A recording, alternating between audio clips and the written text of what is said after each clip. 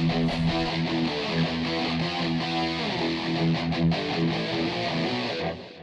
guys, Roman and Reaver here. So I just rewatched Thor: Love and Thunder on Disney Plus, the IMAX enhanced version, and suddenly I had an idea for a video. Right? And don't expect this to be like a regular thing going forward, but I have a cool little video idea wherein you know, wherein I rewatch films and like if my opinion on them changes any, I could do a review about it. Why? Like, really, I should have done this with Nope because when I rewatched that I feel actually got better for me. But yeah, Thor: Love and Thunder. What did I think about it on a rewatch? Well, yeah, yeah, I can kind of see why everybody hates this now. That it's such a shame as well because like I love Taika Waititi. I really do. I think he's a great filmmaker. He's made plenty of great films in the past.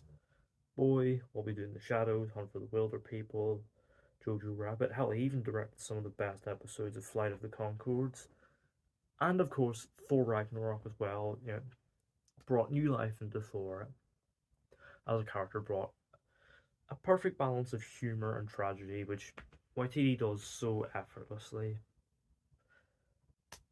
But I don't know what happened here exactly. I don't know if like his heart just wasn't in it, or if he's been stretched just too thin over the last few years with writing and directing his own stuff like Jojo Rabbit and the upcoming Next Goal Wins and the TV show Our Flag Means Death, which is really good by the way, and also starring in other people's stuff like Free Guy and Lightyear. But like that like sort of YTD touch, that balance of tragedy and comedy is just like nowhere to be found here because while yes, there are really good ideas here, ripe with dramatic potential, such as the mighty Thor cancer arc and Gore the God Butcher's quest for vengeance against the gods,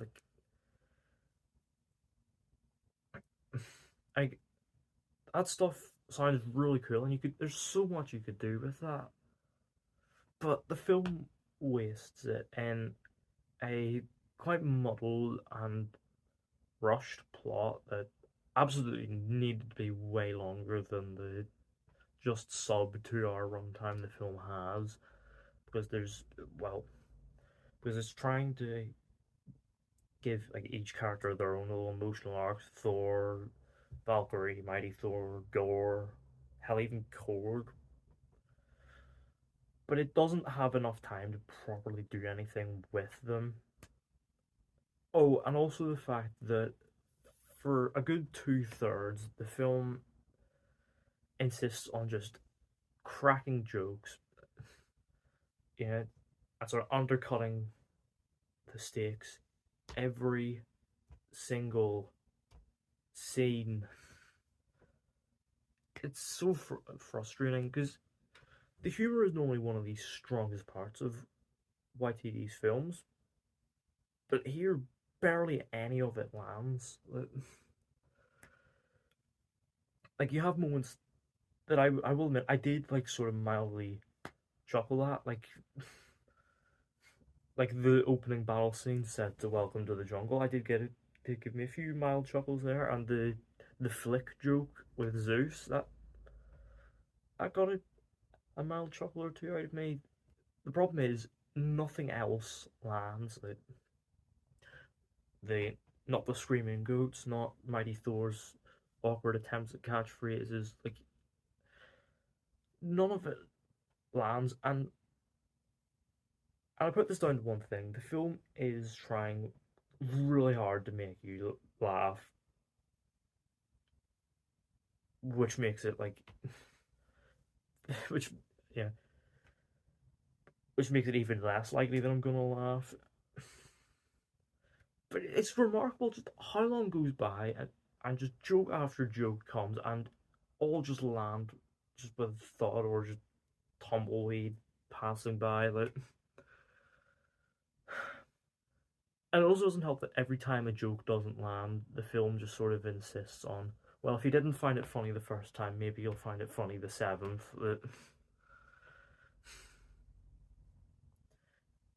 And it's weird because the film also seems like it's almost like trying to be self-aware, like it's making fun of itself, but not in like a knowing Guardians of the Galaxy sort of way. Like the film is actively mocking itself, and it's like, well, if you can't take it seriously, then why should I?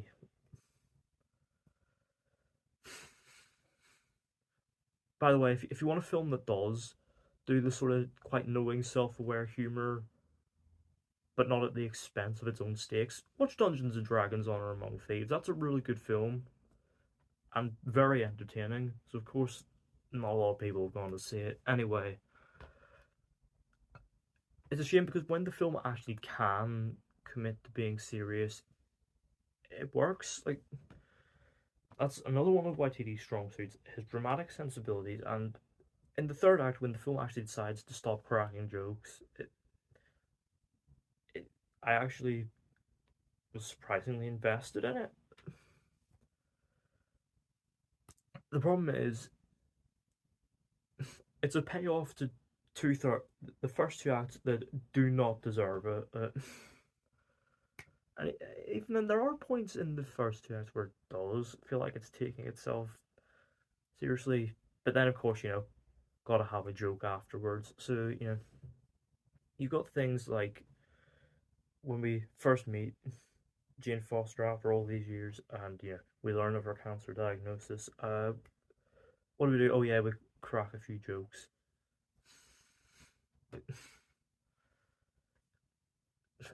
Like in the city of the gods, omnipotent city, Korg dies in the middle of a battle. What do we do? Oh, it's fine. He survives. Quick, make a few jokes. It's so frustrating, and it's even more frustrating that there are like good performances here as well. Like Chris Hemsworth is reliably charismatic as Thor.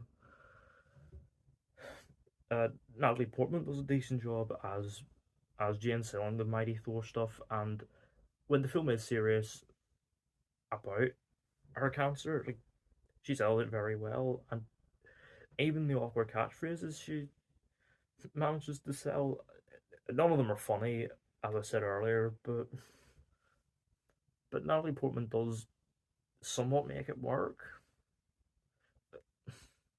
But obviously, the standout here is Christian Bale, and he has done the most dirty. Like he is giving the best performance, and with the most potentially interesting arc here. Like there's a potentially really interesting thing here of his quest for vengeance against the gods. Because he generally sees them as vain and and reckless, and they care very little about the lives of the people that follow them. And then that immediate juxtaposition of Thor, being like quite reckless, like that could have been so interesting, but they do nothing with him because of course got to make jokes, and also the fact that Gore is barely in the film, and when he is in the film, we don't get any cool god butchering scenes. No, that would be like interesting and exciting. No, instead we're gonna have him take some kids. Like that's all we're gonna see him do. And we'll summon these like generic shadow monsters as well to try and make him seem more intimidating. But they didn't need to because Beale's performance is eerie and menacing enough. Like surely that should do the heavy lifting.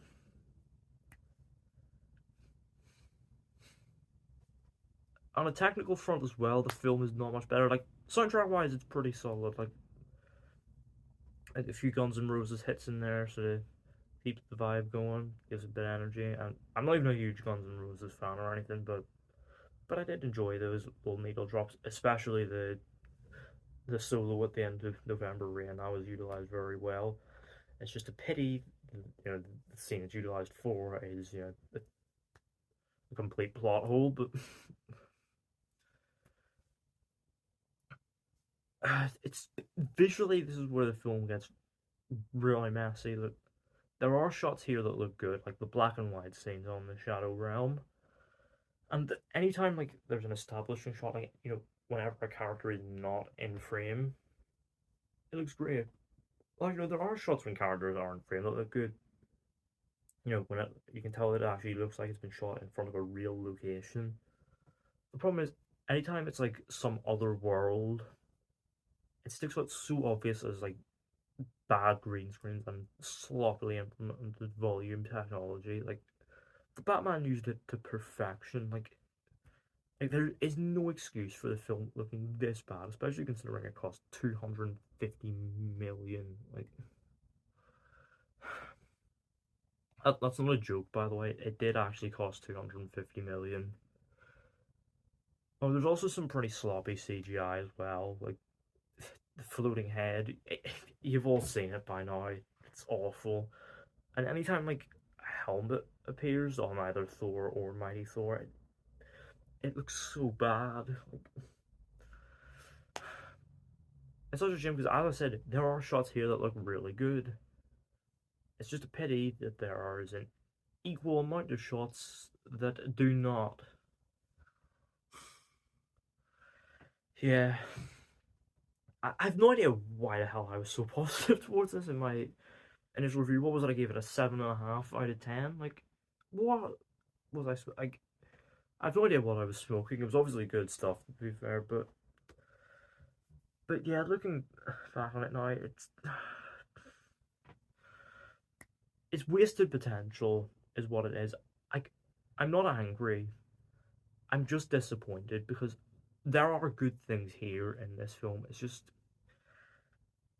you have to wade through just a rushed waste of a potentially good plot line and bad visual effects and there's just a slew of unfunny jokes. Taika, do better, please. Like, I seriously hope Next Gold Wins is better than this. Like that actually does look like it will be a good film, classic Taika Waititi. And if you do want a good Taika Waititi production from 2022, just go watch Our Flag Means Death. Great series. Yeah, Thor: Love and Thunder. On rewatch, I'm gonna give it a 4 out of 10. Yeah, this is the worst MCU film, just by far. like, I mean, as muted as my hype is for most of the upcoming slate that isn't Deadpool or Fantastic Four or Guardians 3, which I should hopefully be seeing soon. Like, I can guarantee that hopefully none of it will stoop as low as this. Well, maybe apart from Blade, if the behind-the-scenes troubles are to be believed. And yeah, those are my my fresh new thoughts on Thor: Love and Thunder after rewatch. Let me know. What do you think of it? Do you enjoy it? Or do you think it is just as bad as everybody is saying it is? And obviously, you can provide some measured and valid reasons as to why. And where would you like to see them go next with Thor? Let me know that down in the comments. Don't forget to hit the thumbs up button if you enjoyed. Don't forget the subscribe button if you're new, and don't forget to turn on post notifications so you don't miss an upload.